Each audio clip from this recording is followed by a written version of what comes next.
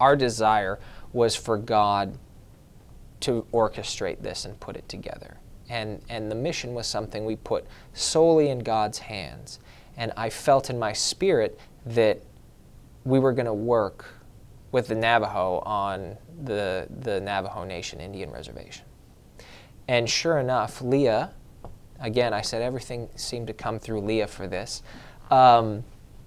Leah, she has a sewing group, Sarah's Daughters, which is a group where they teach Muslim women how to sew.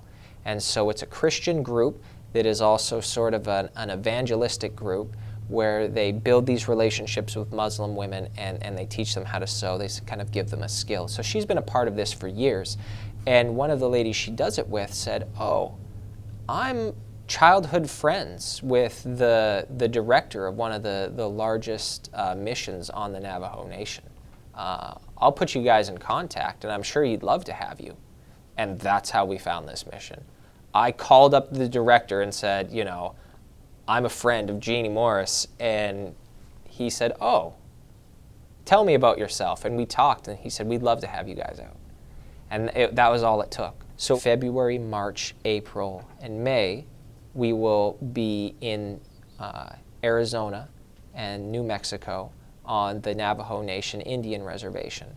We looked at the camp being 4 months out of the year. So we're going to serve in Idaho 4 months out of the year during the summertime. And so that began with this stretch around where we were there for June, July, August, September. And then we come back here to Florida, and we spend, you know, the holidays with Leah's parents. That way you know, our kids are very, very close with their grandparents. They're a big part of our life, especially since all my family's up in Canada. They're the extended family that they know. And so we would spend 4 months out of the year where we could raise support, where we could talk with churches, where we could, where I could work. You know, we could do what we could to fund ourselves and to move forward ourselves. Churches oftentimes are put in the position of having to support a missionary that they might send off to Africa or India or wherever, and they might see them once every 10 years when they come home on furlough. I thought, well, we're going to be back here every single year.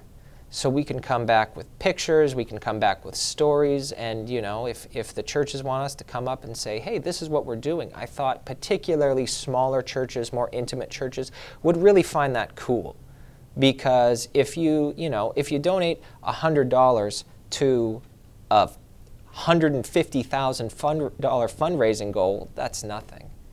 But you know, our fundraising goal is $10,000 is what we figured we needed to make this work, which, you know, we feel is pretty modest for a family of 7.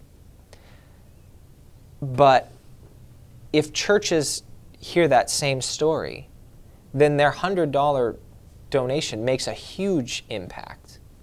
And not only does it make a huge impact, it makes an impact that they get to see, because we're going to get to come back and we're going to talk, and they're going to actually see some of the fruit of what they sow into the kingdom of God.